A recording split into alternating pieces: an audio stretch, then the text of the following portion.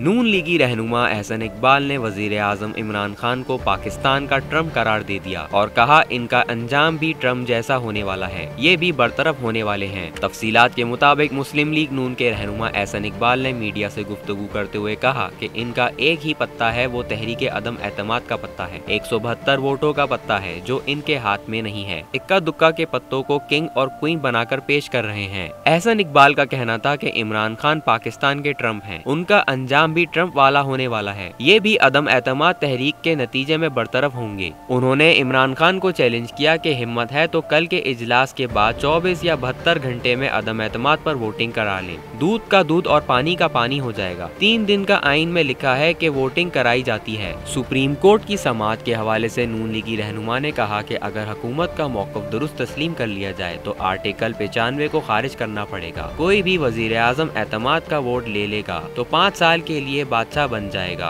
क्योंकि कोई खिलाफ वोट नहीं दे सकेगा। सब्सक्राइब करें और बेल दबाएं ताकि कोई खबर रह न जाए।